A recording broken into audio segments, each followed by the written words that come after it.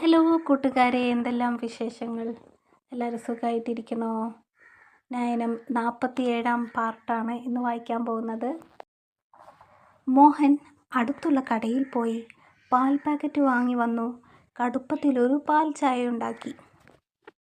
2 ഗ്ലാസുകളിലേക്കായി അത് പകർത്തി. ഓൺലൈൻ കൺസൾട്ടിങ്ങിന് കയറുന്നതിന് മുമ്പ് ഒരു ഗ്ലാസ് പാൽ ചേർത്ത് ചായ കുടിക്കുന്ന പതിവുണ്ട് നിതയ്ക്ക്. മോഹൻ 2 കൈയിലും ഗ്ലാസ് എടുത്ത് ചെന്നപ്പോൾ കാണുന്നത് മുറിയിലെ ബെഡിലിരുന്ന് മലർത്തി വെച്ച ബാഗിലേക്ക് വസ്ത്രങ്ങൾ അടുക്കി വെക്കുന്ന നിതയെയാണ്. "നീ ഇതെങ്ങോട്ടാ?" ചായ ഗ്ലാസുകൾ അങ്ങനെ പിടിച്ചു നിന്നുകൊണ്ട് മോഹൻ ചോദിച്ചു. "ഞാൻ എൻ്റെ മോനൊരു പെണ്ണ് നോക്കാൻ പോവുകയാണ്." എങ്ങോട്ട്?" അയാൾ മുഖത്ത് ആശ്ചര്യം പ്രകടിപ്പിച്ചു. "അതൊന്നും എനിക്കറിയില്ല, അവൻ്റെ കൂടെ പോകണം, അത്ര തന്നെ." നിത ഡ്രസ്സുകൾ കയ്യിലെടുത്തു. "അങ്ങനെ പോയാൽ എങ്ങനെ ശരിയാകും? അപ്പം നിൻ്റെ പേഷ്യൻസ്?" നിത പറയുന്നത് കേട്ട് തുള്ളിച്ചാടാൻ തോന്നിയെങ്കിലും മോഹൻ മുഖത്ത് ഗൗരവം വരുത്തി. "കുറച്ച് ദിവസമായി അവൾ ഞങ്ങളിട്ട് ആദി പിടിപ്പിച്ചില്ലേ? കുറച്ച് അവളും പിടിക്കട്ടെ ആദി." പക്ഷേ നിതക്ക് യാതൊരുവിധ കുലുക്കവുമില്ല. അവളെല്ലാം തീരുമാനിച്ച് ഉറപ്പിച്ചിരിക്കുകയാണ്. "അതിനിപ്പോൾ എന്താ മോഹനേട്ടാ, 1-2 ദിവസം ലീവല്ലേ? ഞാൻ അവരോട് കാര്യങ്ങളൊക്കെ പറഞ്ഞിട്ടുണ്ട്. ഒന്നുമില്ലെങ്കിലും അവരൊക്കെ എൻ്റെ വർഷങ്ങളായുള്ള പേഷ്യൻസ് അല്ലേ.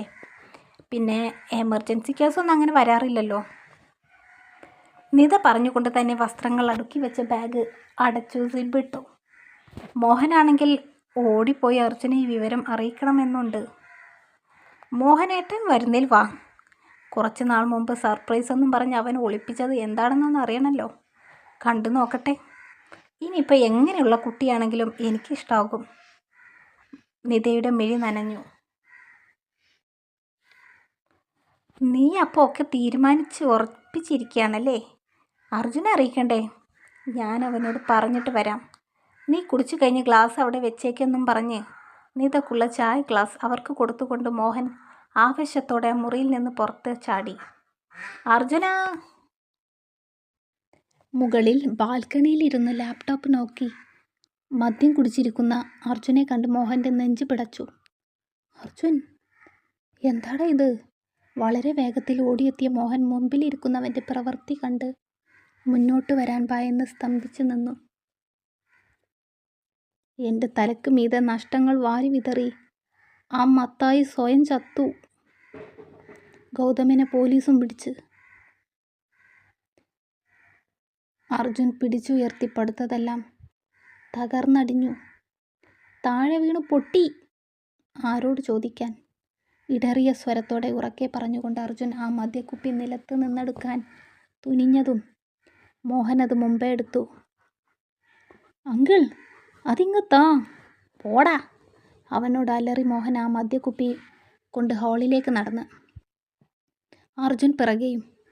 ഹാളിലെ വാഷ് ബേസിലേക്ക് ആ മദ്യം ഒഴുക്കുമ്പോഴും അർജുൻ കുതറി വന്ന് അത് വാങ്ങാൻ ശ്രമിച്ചു. ഒടുക്കം ആ കാലിക്കുപ്പി ജനൽ വഴിയെടുത്ത് താഴേക്കെറിഞ്ഞു. അമർഷ അടങ്ങാതെ മോഹൻ അവൻ്റെ ടീഷർട്ടിൽ വലിച്ചു പിടിച്ചു വലത് കരം കൊണ്ട് 2 കവിളിലും തല്ലി. നിത ഒരിക്കലും മുകളിൽ കയറി വരില്ല, പക്ഷേ അവിടെ നടക്കുന്ന ബഹളം കേട്ടേക്കാം. അതുകൊണ്ട് തന്നെ അർജുനെ വലിച്ചുകൊണ്ട് മോഹൻ ബാൽക്കണിയിലേക്ക് കൊണ്ടുപോയി. "നീ ഇതെന്ത് ഭാവിച്ചാടാ മോഹൻ്റെ മുഖം ജ്വലിച്ചു. കുഞ്ഞുനാൾ തൊട്ട് അവൻ കാണുന്ന മുഖമാണ്. പക്ഷെ ഇങ്ങനൊരു മുഖഭാവം കണ്ടിട്ടേയില്ല. "നിന്റെ പെണ്ണിനെ കാണാൻ കൂടെ വരാൻ കൊതിച്ചു ആ പാവം പിടിച്ച സ്ത്രീ താഴെ ഒരുങ്ങിക്കെട്ടുന്നുണ്ട്. ഞാൻ അവളോട് എന്ത് പറയണം? നിതയെ കൊണ്ടുപോകാൻ എന്തായിരുന്നു നിന്റെ ഒരു പ്ലാനിങ്? ഒടുവിൽ എല്ലാം ശരിയായി വരുമ്പോൾ നീ അതൊക്കെ നശിപ്പിക്കുകയാണോ?" മോഹൻ്റെ കൈ പതിഞ്ഞ കവിളുകളിൽ കൈപ്പൊത്തിക്കൊണ്ട് അനക്കമില്ലാതെ നിൽക്കുന്നുണ്ട് അർജുൻ. സഫലമായി തീരുമോ എന്ന ശങ്കയിൽ കുറച്ച് ദിവസങ്ങളായി അവൻ ആഗ്രഹിച്ച കാര്യമാണ് മോഹൻ ഇപ്പോൾ പറഞ്ഞത്. "അങ്കിൾ, ഞാൻ..." അവൻ്റെ തൊണ്ടയിടറി കണ്ണ് നിറയാണ്. പറയാൻ എന്തൊക്കെയോ ഉണ്ട്. ക്ഷുഭിതനായി നിൽക്കുന്ന ആ മനുഷ്യനോട് ഇനി എന്ത് പറയും? അയാളൊരു കോളേജ് അധ്യാപകനല്ലേ. അതിൻ്റെ ശിക്ഷണം ഇപ്പോഴും ആ ഉള്ളിൽ കാണും. ആരെയും സമ്മർദ്ദത്തിലാക്കാനല്ല, മറിച്ച് തൻ്റെ ഹൃദയഭാരം കുറക്കാനാണ് മദ്യത്തെ കൂട്ടുപിടിച്ചത്. മോഹനും അവൻ്റെ മാനസികാവസ്ഥ മനസ്സിലാകുന്നുണ്ട്. പക്ഷെ അവൻ ഇനിയും തോന്നിയ വഴിയിൽ പോയിക്കൂടാ. അവനെ നേർവഴി നയിച്ചേ പറ്റൂ. അവൻ ഇനി നശിക്കരുത്. അർജുൻ ഇനിയൊരു പുതിയ ജീവിതം തുടങ്ങാനുള്ളതാണ്. ഒരു പെൺകുട്ടിക്ക് അവൻ്റെ ജീവിതത്തിൽ ഇടം നൽകാനുള്ളതാണ്. നീ വളർത്തിയ ബിസിനസ്സാണ്. അതിൻ്റെ വിജയമന്ത്രങ്ങൾ നിന്നേക്കാൾ അധികം മറ്റാർക്കറിയാം. ഒന്നിൽ നിന്ന് തുടങ്ങണമെങ്കിൽ അങ്ങനെ. പക്ഷേ ഇതിനേക്കാൾ ഇരട്ടി വിജയം കൈവരിച്ചേ അടങ്ങൂ എന്ന ദൃഢനിശ്ചയം വേണം ഉള്ളിൽ. അല്ലാതെ തളർന്ന ഉടനെ വിഷം എടുത്ത് കുടിക്കുകയല്ല ചെയ്യേണ്ടിയിരുന്നത്. മോഹൻ അവനെ നെഞ്ചോട് ചേർത്തതും അവൻ അയാളെ വാരിപ്പുണർന്നു.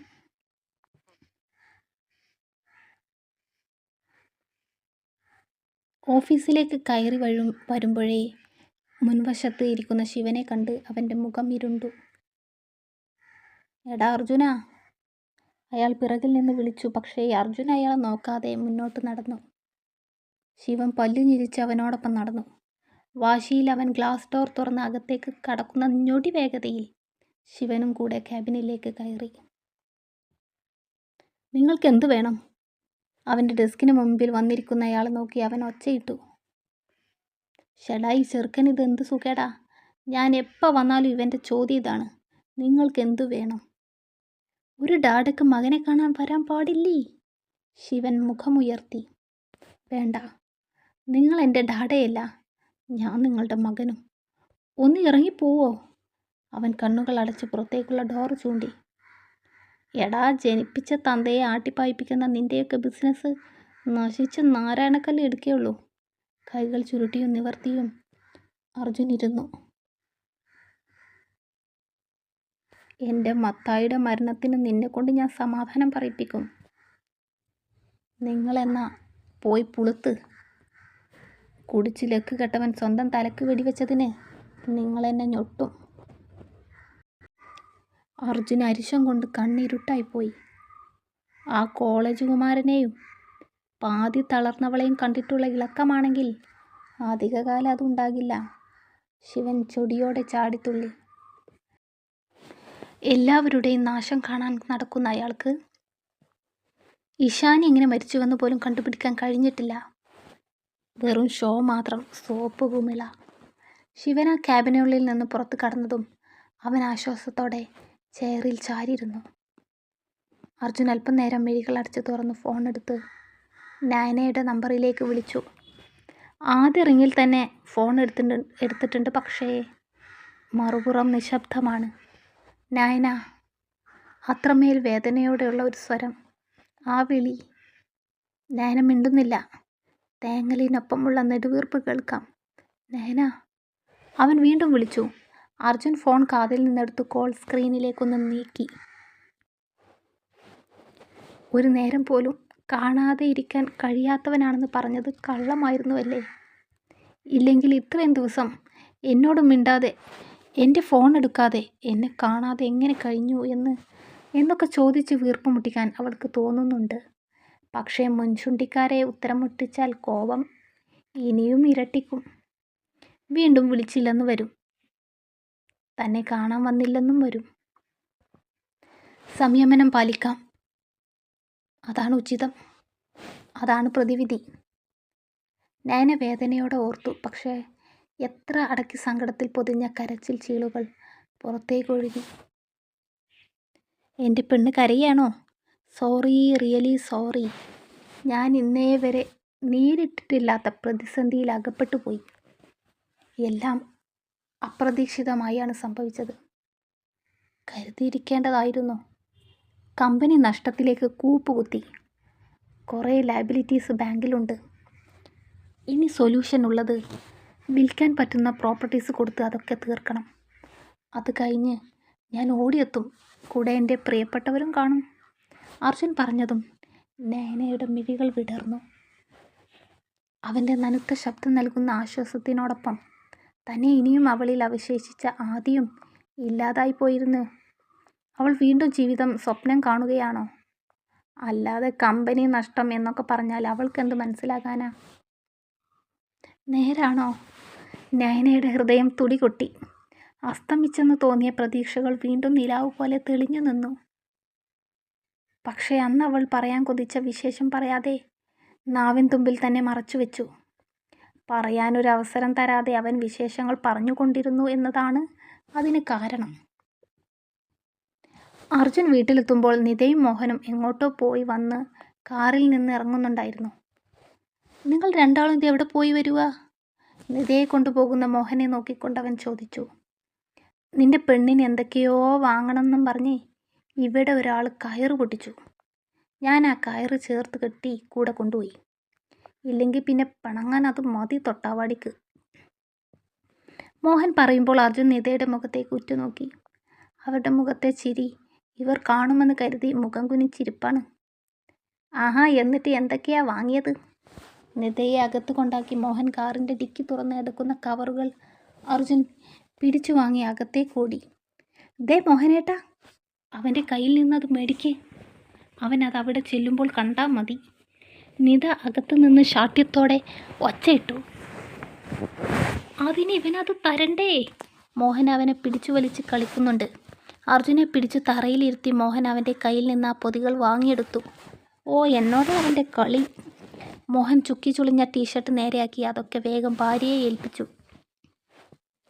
അർജുൻ തോറ്റു തുന്നം പാടി തറയിലിരുന്നു. ഇപ്പം മൊത്തത്തിൽ തോറ്റു നിൽക്കുകയാണല്ലോ. അതിൻ്റെ കൂടെ പരാജിതൻ്റെ കിരീടത്തിലൊരു പൊൻതൂവൽ കൂടി. എന്തോരം വിലപിടിപ്പുള്ള സാധനങ്ങളാ! അവനെല്ലാം തമാശയാ. നിത ഉച്ചത്തിൽ പറയുന്ന കൂടെ കവറിലെ ബോക്സ് തുറന്നു അതെല്ലാം നോക്കി നേരെ വെക്കുന്നുണ്ട്. എനിക്കതെന്താണെന്നാ കാണേണ്ടത്. അർജുൻ അവിടെ നിന്ന് എഴുന്നേൽക്കാൻ നോക്കി. അത് നീ കാണണ്ട. മോഹൻ എഴുന്നേറ്റ് ഓടി നിതയുടെ കയ്യിൽ നിന്ന് ആ കവറുകൾ വാങ്ങി റൂമിൽ കൊണ്ടുവച്ചു. അർജുൻ കുറുമ്പോടെ രണ്ടുപേരെയും നോക്കി. മിഠായിക്ക് വാശി പിടിച്ചു കരഞ്ഞിട്ട് കിട്ടാത്ത കുഞ്ഞിൻ്റെ മുഖമായിരുന്നു അവനപ്പോൾ. നീ ഇങ്ങോട്ട് വന്നേ, നിത അവനെ വിളിച്ചു. വേണ്ട. അവനായിരുന്ന ഇരിപ്പിൽ കുറുമ്പോടെ മുഖം തിരിച്ചു. ഇങ്ങോട്ട് വാടാ ചെറുക്ക, ഒരു കാര്യം പറയട്ടെ. നിത കൈനീട്ടി അവനെ ഇരിക്കാൻ അരികിലേക്ക് വിളിച്ചു. ആ സ്വർഗത്തിലെത്തിയപ്പോൾ അവൻ എത്ര വേഗമാണ് എല്ലാ ആശങ്കകളും മറന്നത്. ഓ, എന്നെ ഒന്ന് കാണിക്കാൻ പോലും പാടില്ലാത്ത എന്ത് നിധിയാണ് അതിനകത്ത്. അവൻ പുച്ഛത്തോടെ പറഞ്ഞുകൊണ്ട് നിതക്കരികിൽ വന്നിരുന്നു. മോഹൻ ആ കവറുകളൊക്കെ ഒളിപ്പിച്ച സന്തോഷത്തിൽ അവിടെ വന്നിരുന്നു. അങ്ങനെ നിന്നെ കാണിക്കാൻ പാടില്ലാത്തതൊന്നുമല്ല, കാണിക്കാം, പക്ഷെ സമയമായിട്ടില്ല. നിത അവൻ്റെ തോളിൽ കൈയിട്ട് തന്നോട് ചേർത്തു. അവൻ കൈ തട്ടി മാറ്റുകയും ചെയ്തു. ആ, എന്താ കാര്യം പറയാനുണ്ടെന്ന് പറഞ്ഞത്? അർജുൻ മുഖത്ത് വിമ്മിഷ്ടം വരുത്തിക്കൊണ്ട് ചോദിച്ചു. പക്ഷേ അവൻ്റെ ഉള്ളിൽ ആനന്ദമാണ്. നിത നയനയെ കാണാൻ കൂടെ വരാമെന്ന് പറഞ്ഞതിലുള്ള ആനന്ദം. അത് പറയാം. അതിനു മുമ്പ് എനിക്ക് നിന്നോട് ഒരു കാര്യം കൂടി പറയാനുണ്ട്. അവൻ്റെ കൈകൾ ചേർത്ത് പിടിച്ച് നിത അവനെ ഉറ്റുനോക്കി. അവരുടെ കണ്ണുകളിലെ ഗൗരവം അർജുനെ തളർത്തിക്കളഞ്ഞു. വളരെ പ്രധാനപ്പെട്ട, ഒരു പക്ഷെ തൻ്റെ ജീവിതത്തെ തന്നെ ബാധിച്ചേക്കാവുന്ന എന്തോ ഒന്നാണ് നിതാമ്മ പറയാൻ പോകുന്നതെന്ന് അവരുടെ ആ മിഴിപ്പൂട്ടുകളിൽ നിന്ന്, വിറക്കുന്ന കൈകളിൽ നിന്നും അവൻ തിരിച്ചറിഞ്ഞു. വരാനിരിക്കുന്ന വാക്കിനായി ആകുലതയോടെ അവൻ കാതോർത്തു. നയനയുടെ കാര്യം നീ മമ്മയോടും ഡാഡയോടും പറയണം. നിത പറഞ്ഞതും അർജുൻ വെറുപ്പോടെ സോഫയിൽ നിന്ന് ചാടി എഴുന്നേറ്റു. അറിയാം, അവനതിനങ്ങനെ പ്രവർത്തിക്കുമെന്ന്. നിത അവൻ്റെ ചുവന്ന തുടുത്ത മുഖം കാണാൻ കഴിയാതെ കണ്ണടച്ചു. അർജുൻ, നീ ഇരിക്കേ, എന്നിട്ട് തീരുമാനിക്കാം. മോഹൻ അവനെ അങ്ങനെ ചാടിത്തുള്ളി പോവാൻ വിട്ടില്ല. പിടിച്ച് സോഫയിൽ തന്നെ ഇരുത്തി. അവരെ നമ്മുടെ യാത്രയിൽ കൂടെ കൂട്ടണം എന്നല്ല ഞാൻ പറഞ്ഞത്. നീ അവരുടെ മകനല്ലേ, കാര്യങ്ങൾ അറിയിക്കണം, അതാണ് മര്യാദ. മോഹൻ്റെ അരികിലിരുന്ന് ഞെരുപിരി കൊള്ളുന്ന അർജുനോടായി നിത പറഞ്ഞു. എന്ത് മര്യാദ? ഒരേ ഒരു മകനെപ്പോലും നോക്കാൻ സമയമില്ലാതെ ഇക്കണ്ട കാലമത്രയും ജീവിച്ച ആ സ്ത്രീയോടാണോ ഞാൻ മര്യാദ കാണിക്കേണ്ടത്? അതോ മകൻ്റെ പതനം കാണാൻ കാത്തിരിക്കുന്ന, അവനേക്കാൾ വലുത് ബന്ധുക്കളും കൂട്ടുകാരുമാണെന്ന് കരുതി ജീവിക്കുന്ന അയാളോടോ? അർജുന് ദേഷ്യം നിയന്ത്രിക്കാൻ കഴിയുന്നില്ല. ഓരോ വാക്കുകൾ ഉച്ചത്തിൽ പറയുമ്പോഴും അവൻ്റെ നെഞ്ച് വേദനിച്ചു. അവൻ്റെ ഒരു ചോദ്യത്തിന് ഉത്തരം നൽകാൻ കഴിയാതെ നിത വിറങ്ങലിച്ചു പോയിരുന്നു. പക്ഷേ ഈ സന്ദർഭത്തെ അതിജീവിച്ചല്ലേ പറ്റൂ. ആ സ്ത്രീയുടെ കൈകൊണ്ട് ഒരു ഉരുള ചോറ് പോലും എനിക്ക് തന്നതായി എൻ്റെ ഓർമ്മത്താളിൽ പോലുമില്ല. അർജുൻ ഹൃദയം തകർന്നു. മുഖം പൊത്തി കരയുന്ന കാഴ്ച കാണാൻ കഴിയാതെ നിധ അവനെ വാരിപ്പുണർന്നു. തുടരും. അർജുൻ അവൻ്റെ മമ്മയോടും ഡാഡയോടും നയനയെക്കുറിച്ച് പറയുമോ? അവരുടെ പ്രതികരണം എന്തായിരിക്കും? അവരും കൂടുമോ ഈ കല്യാണം? കാത്തിരിക്കാം അല്ലേ? Thank you.